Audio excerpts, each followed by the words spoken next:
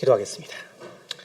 할렐루야. 거룩하신 하나님 아버지 감사합니다. 이 시간 또한 하나님의 말씀을 통하여 우리가 세례의 의미를 살펴보기 원합니다. 주의 지혜로 말하게 도와주시고 또한 성령의 깨달음으로 깨닫는 시간이 될 수 있도록 도와주시옵소서. 오직 한 성령으로 말하고 듣는 귀한 시간으로 인도하여 주시기 원합니다. 감사드리며 살아계신 우리 주 예수 그리스도를 받들어 기도드렸습니다. 아멘. 할렐루야. 네. 오늘 세례식이 있습니다. 네, 그래서 우리가 저희 교회에서 세례의 의미에 대해서 좀 한번 생각해봐야 돼서 오늘 설교 제목은 세례이고요. 우리가 이제 이번 부활 주일제를 기점으로 사실 이제 매달 마지막에는 이제 성찬식을 진행할 것입니다. 그래서 다음 주에는 또 성찬식에 대한 설교를 할 건데요. 왜 성찬식을 이렇게 뒤로 밀어서 하냐? 그러니까 여러분이 이제 준비되지 않은 상태에서 성찬을 하면 안 되기 때문에 그래서 여러분 이제 성찬식을 하게 되면은 이제 목사님마다 이제 방침이 있죠. 근데 이제 저는 성찬식을 아주 중요하게 보기 때문에 그래서 한 주간이 좀 여러분이 쉽지 않을 거예요.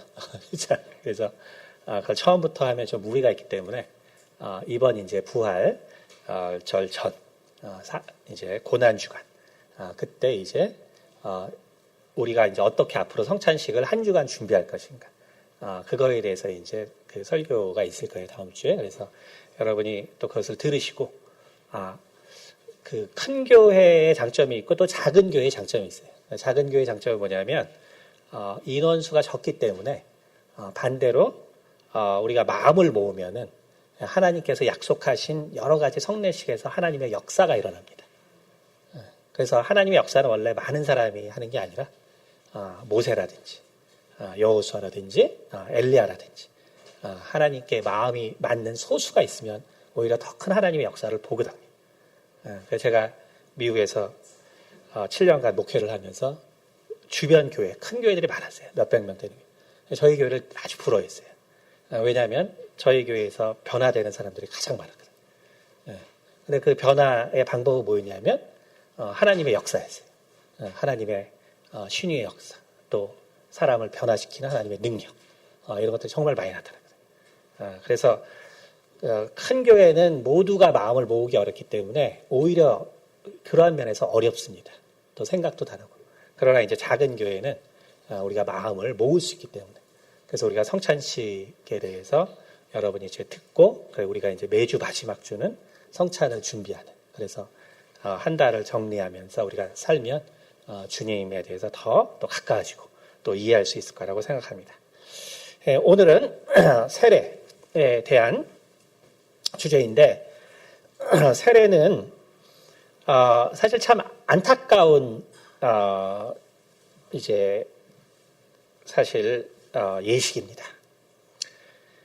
그러니까 주님께서 실제로 모든 구약의 제사를 폐하셨죠.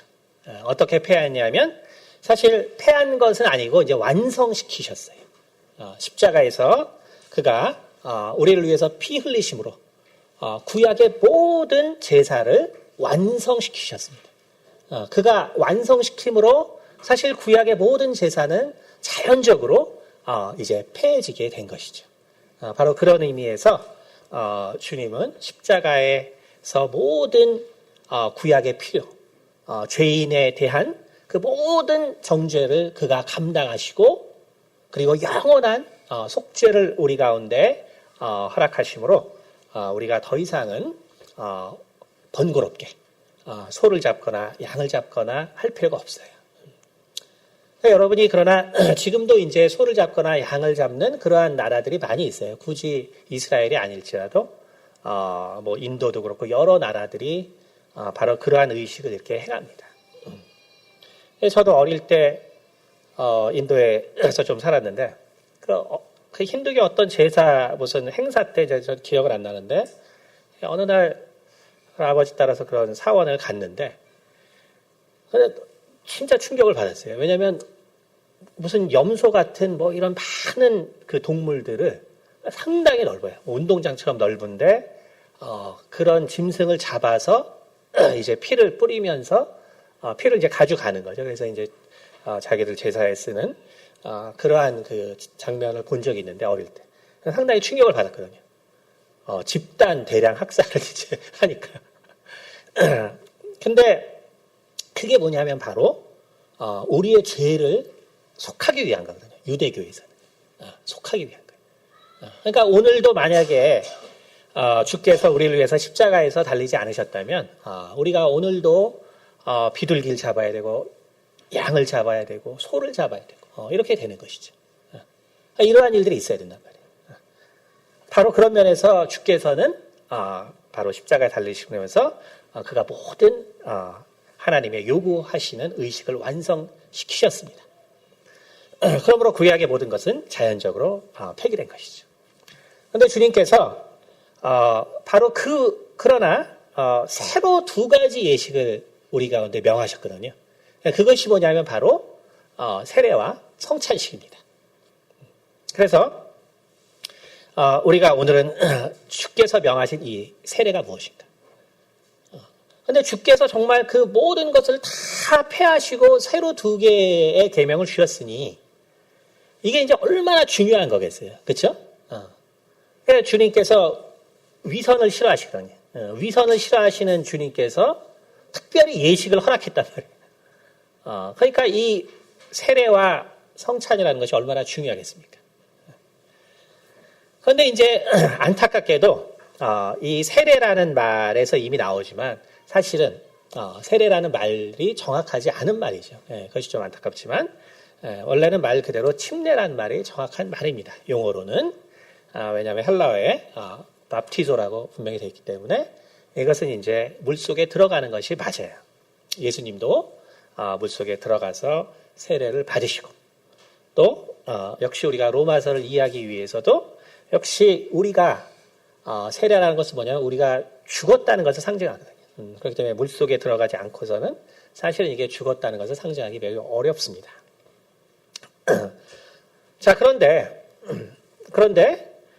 바로 이러한 중요성 때문에 침례교에서는 침례를 안 받으면 이것은 구원을 바로 받을 수 없다라고 또 말합니다. 그만큼 침례의 문제는 매우 심각한 것이죠. 주님께서 유일하게 명한 것이기 때문에. 그런데 우리는 그러면 왜 장로교에서는 세례라는 말을 쓰냐? 세례라는 말을 쓰냐? 그렇죠? 주께서 그렇게 심각하게 명하신 것인데 우리는 그러면 왜 세례를 하냐? 그럼 이 세례를 주는 우리는 뭐가 잘못된 것이냐? 그래서 실제로는 많은 이 신학적인 논쟁이 있습니다. 논쟁이 있습니다. 그러면 과연 침례교도들이 말하는 것처럼 정말 침례를 받지 않는 우리는 그러면 구원받을 자격이 없느냐? 그것은 아니에요. 왜냐하면 우리가 먼저 고린도 전서를 보겠습니다. 고린도 전서 1장. 네. 자, 고린도 전서 1장에 17절 바울이 이렇게 말하고 있습니다. 그리스도께서 나를 보내심은 세례를 베풀게 하려 하심이 아니요. 다시 말하면 침례를 베풀게 하려 하심이 아니요. 오직 복음을 전하게 하려 하심이로되 말의 지혜로 하지 아니함은 그리스도의 십자가가 헛되지 않게 하려 함이라. 이렇게 말하고 있죠. 다시 말해서 바울이 뭐라 그랬냐면 예수님께서 분명히 땅끝까지 가서 제자를 삼고 침례를 주라고 했는데 그리스도께서 나를 보내심은 침례를 베풀게 하려 하심이 아니다. 세례를 베풀게 하려 하심이 아니다. 이렇게 얘기했거든요.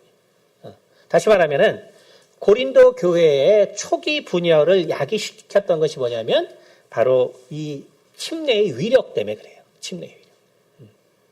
그러니까 초기 기독교인들은 예수께서 명하셨기 때문에 그렇기 때문에 침례를 받는 것은 생명과 같이 중요한 일이었죠. 그런데 이제 제자들이 이 세례를 주다 보니까, 이제 침례를 주다 보니까, 그러니까 누구에게 침례를 받았느냐가 그들에게 있어서는 아주 중요한 일이 되어버렸어요. 그래서 결국 고린도 교회가 분열이 되는 가장 큰 이유 중에 하나가 뭐였냐면 바로 누구에게 침례를 받았느냐라는 문제였거든요. 그래서 바울은 이 문제에 대해서 주께서 나를 보내신 것은 바로 세례를 베풀게 하려 하심이 아니다 라고까지 말하게 된 거예요. 다시 말하면은 이것은 구원의 필수적인 요소는 아니라는 것이죠.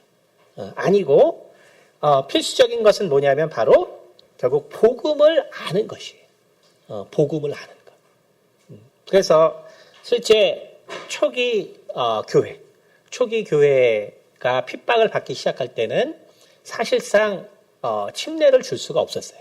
왜냐하면 공공장소, 특히 이제 물가에 가서, 옛날에 물가에서는 사람들이 나와서 빨래도 하고 목욕도 하고 막 했기 때문에 공공장소에 가서 기독교가 핍박을 받던 때는 침례를 줄 수 없었거든요. 그렇기 때문에 초기 이 캐타콤, 즉 공동묘지에서 기독교인들이 살거나 할 때는 그럴 때 이미 그 침례 형식이 바뀌어서 바로 물로 뿌리는 형태가 나온 것을 볼 수가 있습니다. 다시 말해서 침례라는 것, 이것은 침례로 시작했지만 나중에 여러 가지 환경 때문에 세례 형태로 바뀐 것은 이미 초기 교회의 역사에 나와 있습니다. 다시 말해서 어떤 형식이라는 것이 특별히 구원을 결정하는 요소는 아니라는 것이죠. 그런데 이것이 사실은 참 구차하게 보이는 면은 있어요. 우리가 신학적으로 논증을 해야 되기 때문에. 왜냐하면 예수님께서 받으신 것을 우리가 그냥 따라하면 되는데, 그렇죠? 근데 뭐 따라하면 되는데 신학적으로 자꾸 변증을 하니까 사실 약간 구차한 면은 있죠.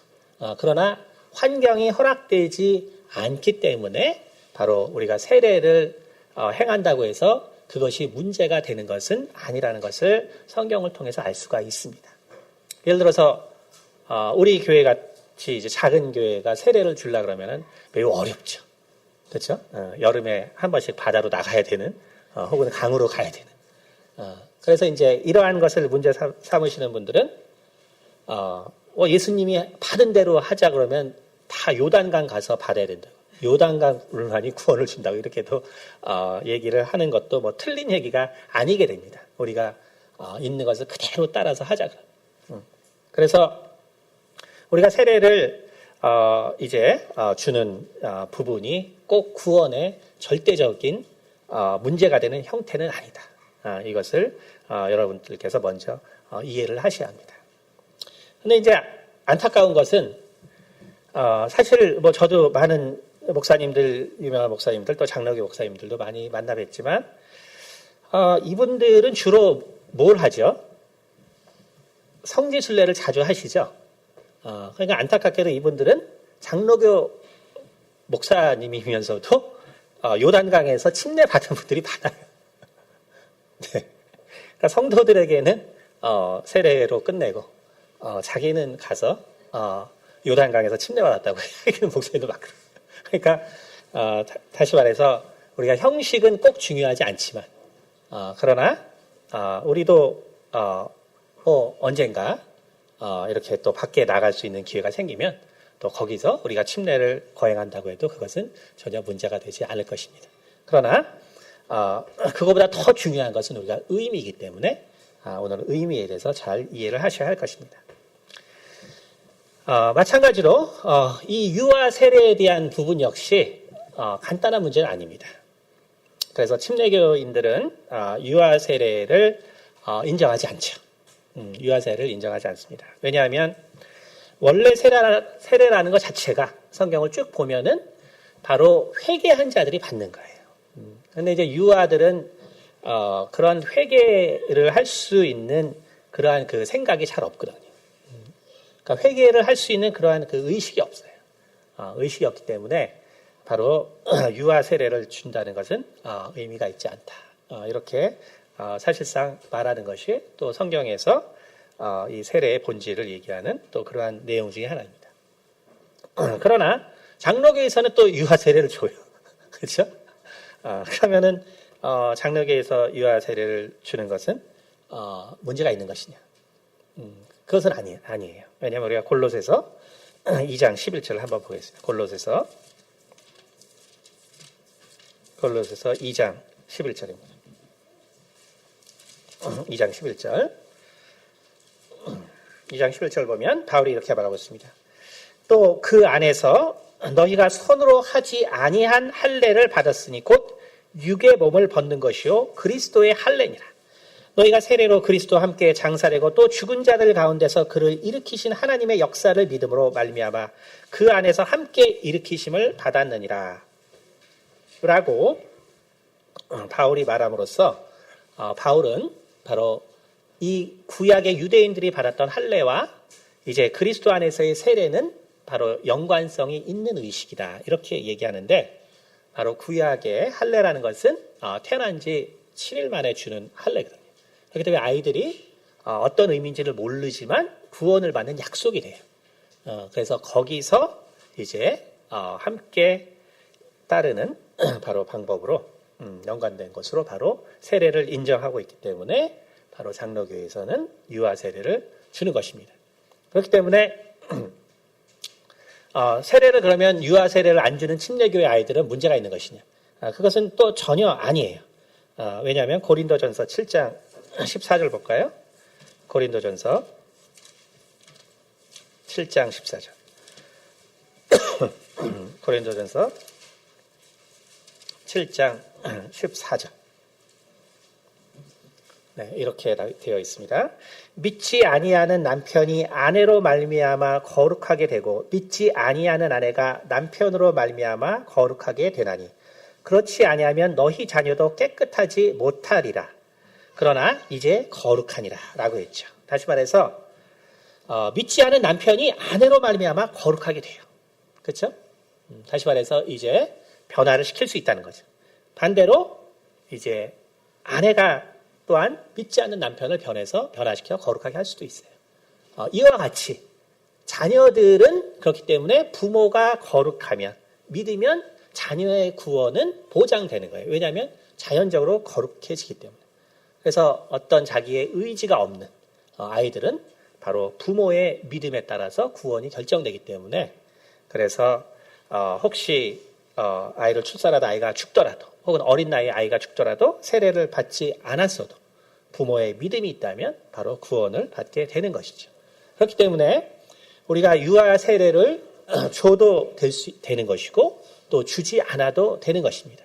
다시 말해서 성경은 이 모든 것을 다 포함하는 내용을 담고 있어요. 그렇기 때문에 진짜로 중요한 것은 뭐냐면 이러한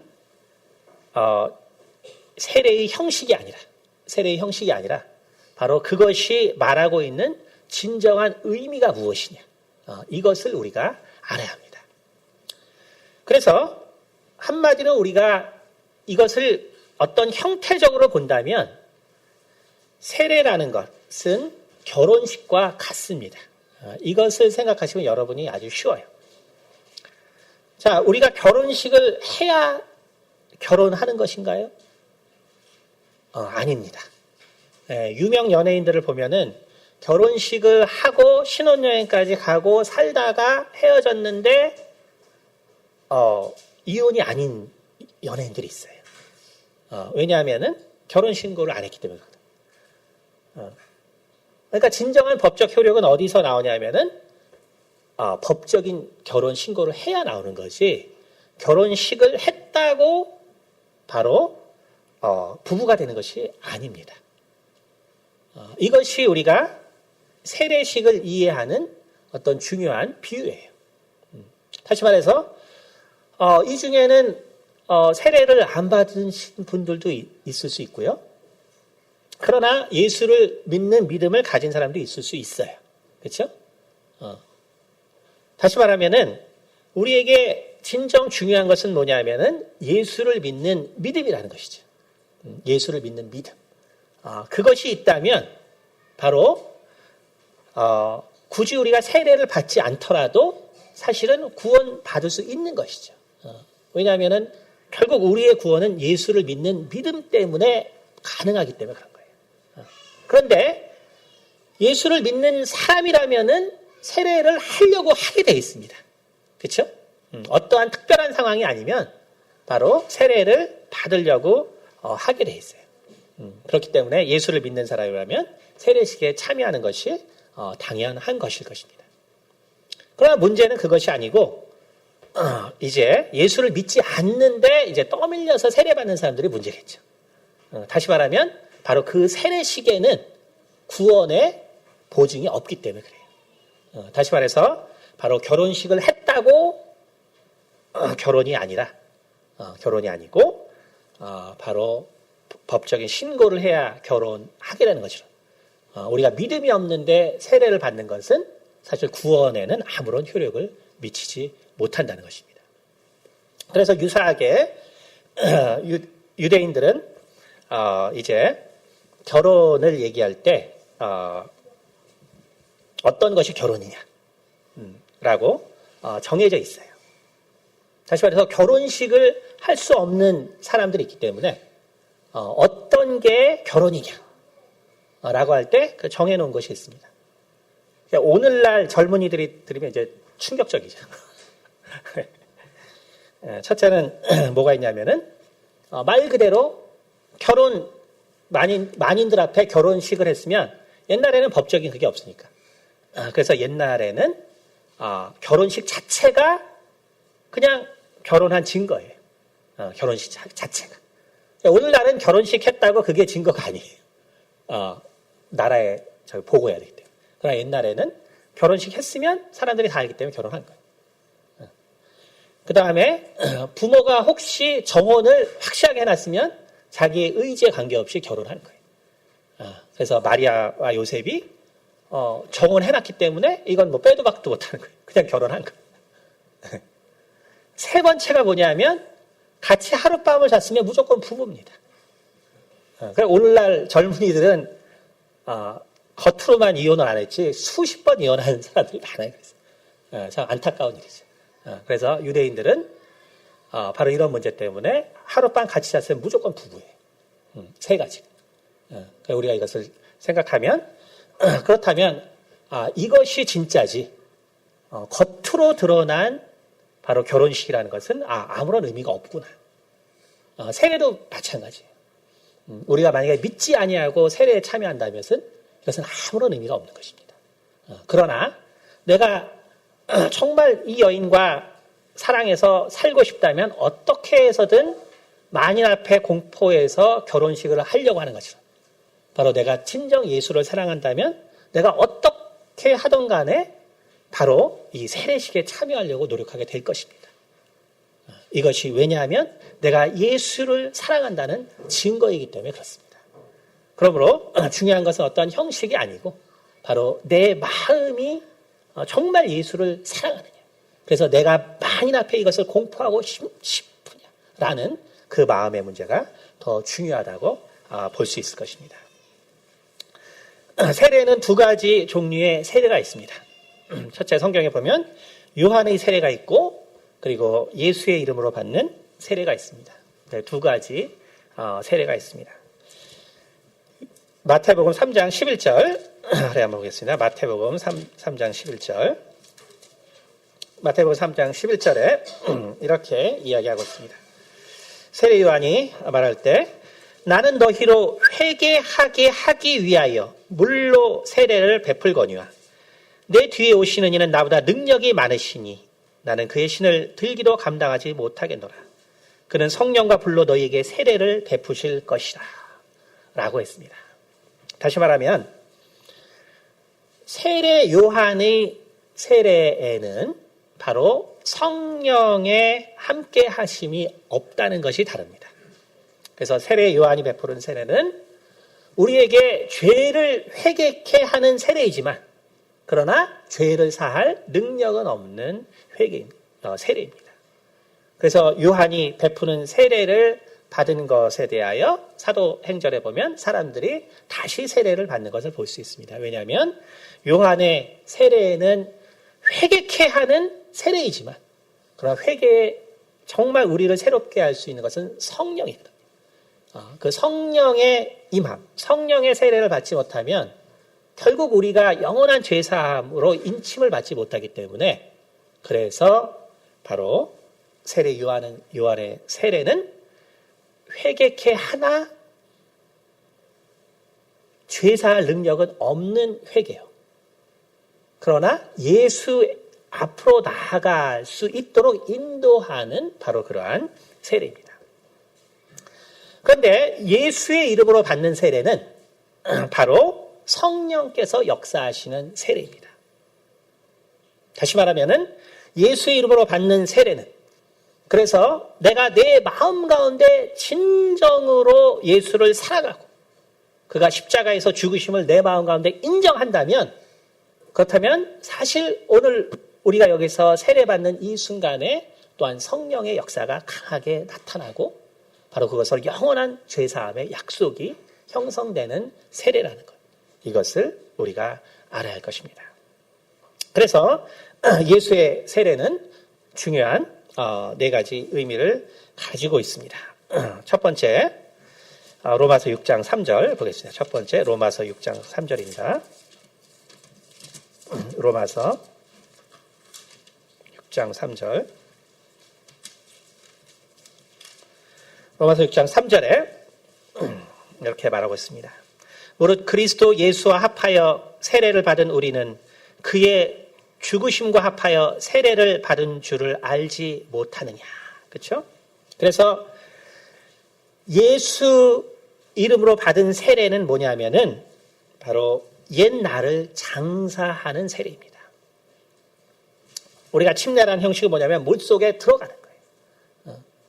그렇기 때문에 오늘 세례를 받으시는 분들은 가장 중요한 첫 번째 의미 그것을 아셔야 합니다. 내가 옛날을 장사 지낸다. 내가 이 세상을 따르고 내가 정말 이 세상의 죄악과 이 세상의 그러한 생각들, 문화들, 그러한 모든 죄악된 것을 따랐던 옛날을 장사 지낸다. 이것이 첫 번째 예수님으로 받는 세례의 중요한 의미입니다. 두 번째는 골로새서 2장 12절입니다. 골로새서 2장 12절. 골로새 2장 12절. 너희가 세례로 그리스도와 함께 장사되고 또 죽은 자들 가운데서 그를 일으키신 하나님의 역사를 믿음으로 말미암아 그 안에서 함께 일으키심을 받았느니라. 아멘. 자, 그래서 원래 침례의 형식은 뭐냐면 물속에 들어가는 것이죠. 그것은 바로 옛날을 장사 지낸다는 거예요. 그런데 거기 오래 있으면 누구나 다 죽죠. 그렇죠? 그러니까 침례식 하는 걸 보면 알겠지만 죄송합니다. 저도 침례를 또 받았기 때문에 그 침례를 받게 되면 한 2, 3초 물속에 들어가 있어요. 근데 거기 계속 있으면 죽거든요. 그러니까 이제 3명 정도가 들어가서 목사님 계시고 양쪽 2사람이 이제 도와서 일어나죠. 그렇게 됨으로써 뭘 상징하냐면 바로 부활을 상징하는 거예요. 부활. 그렇기 때문에 예수 이름을 받는 세례의 두 번째 중요한 의미는 뭐냐면 우리가 반드시 부활된다. 우리가 반드시 부활한다. 우리가 정말 이 영원한 죽음의 사망에서 영원히 거하는 것이 아니고 우리가 주변에서 많은 사람들이 암에 걸려 죽고 교통사고로 죽고 또 나이 들어서 죽고 그러지만 그 죽음은 잠시라는 거예요. 반드시 내가 부활할 날이 온다는 거예요. 예수 이름으로 죄사함을 받은 자에게는 반드시 부활할 날이 있다는 거예요. 그것이 바로 두 번째 의미입니다. 세 번째는 갈라디아서 3장 27절입니다. 세 번째는 갈라디아서 3장 27절입니다. 갈라디아서 3장 27절. 누구든지 그리스도와 합하기 위하여 세례를 받은 자는 그리스도로 옷 입었느니라. 네, 세 번째 중요한 의미는 우리가 예수 그리스도로 말미암아 세례 받은 자는 우리가 그 세례를 받은 순간 우리가 그 물에서 올라오는 순간, 혹은 우리가 이제 이종호 목사님께서 세례받는 자에게 물을 뿌리는 순간 그리스도로 옷 입는 거예요. 그리스도로 옷 입는 것이다. 바로 그렇기 때문에 여러분, 그리스도로 우리가 옷 입기 때문에 더 많은 회개의 삶이 있게 되는 거예요. 왜냐하면 우리의 의복을 이제 거룩하게 해야 되거든요. 우리가 예수의 이름으로 함께 우리가 세례받았기 때문에 더 이상 우리가 우리의 몸을 씻기 위한 회개는 할 필요 없어요. 그러나 옷은 뭐라고 했냐면은 우리 의의 행실이라고 했거든요. 우리의 상급이 되는 거예요. 그렇기 때문에 우리가 예수로 말미암아 세례받은 자는 이제 구원에 만족하는 것이 아니고 이제 우리가 하나님 앞에 설 그날을 생각하면서 우리가 어떻게 거룩한 행실을 살아 정말 하나님 앞에 영광 돌릴 그날을 고대할 것인가. 우리의 구원을 위한 것이 아니라 바로 하나님을 만날 그날을 위해서 우리의 상급을 쌓고 우리를 거룩하게 하기 위하여 우리가 세례를 받는 것입니다. 마지막으로는 고린도전서 10장 2절입니다. 고린도전서 10장 2절. 고린도전서 10장 2절. 모세에 속하여 다 구름과 바다에서 세례를 받고 라고 되어 있습니다. 우리가 받는 세례는 바로 애굽에서 이제 가나안으로 들어가는 바로 그 과정에서 이스라엘 백성들은 하나님께서 갈라주신 그 홍해를 통해서 건너갔는데 그것을 바로 세례라고 했습니다. 다시 말해서 우리가 오늘 세례를 받은 자에게 어떠한 권세가 생기는지를 정확하게 아셔야 된다는 거예요. 세례를 받는 자에게 어떠한 권세가 생기는가. 다시 말해서 애굽은 바로 이 마귀의 세상, 바로 악한 영이 지배하는 세상을 상징하고 있고 우리가 출애굽을 했다는 것은 바로 하나님의 나라, 바로 권능의 나라로 옮겨졌다는 것을 이야기하고 있어요. 그렇기 때문에 우리가 믿음으로 세례를 받게 되면 우리가 이 더러운 마귀와 귀신의 권세에서 우리가 자유로울 수 있다는 것을 아셔야 합니다. 그래서 여러분이 그것을 알고 세례를 받는다면 여러분의 삶을 괴롭혔던 질병이나 혹은 막힌 일들에 대한 해결책이 여러분 우리 하나님의 능력으로 주어집니다. 이것을 잘 기억하셔야 돼요. 바로 그래서 우리가 정말 이 세례를 하는 것, 이것은 비록 우리의 구원을 결정하는 요소는 아니지만 그러나 내가 예수를 사랑한다면 반드시 모든 사람에게 공포하고 싶은 것이고 그리고 그러한 마음으로 받았다면 오늘 이 네 가지 하나님께서 약속하신 이 세례로 주어지는 능력이 우리 삶 가운데 나타날 것입니다. 이러한 귀한 세례식이 되고 또한 그러한 귀한 마음으로 세례 받으시기를 예수 이름으로 축원드립니다. 기도하겠습니다. 할렐루야. 거룩하신 하나님 아버지 감사합니다. 오늘 거룩한 세례식이 있습니다. 이 세례를 받는 자들의 마음을 당신께서 주장하여 주시고 이 예식을 통하여 예수 그리스도의 놀라운 약속의 능력들이 세례받는 자들에게 나타날 수 있도록 도와주시옵소서. 모든 것 가운데 감사드리며 살아계신 우리 주 예수 그리스도를 받들어 기도드렸습니다. 아멘.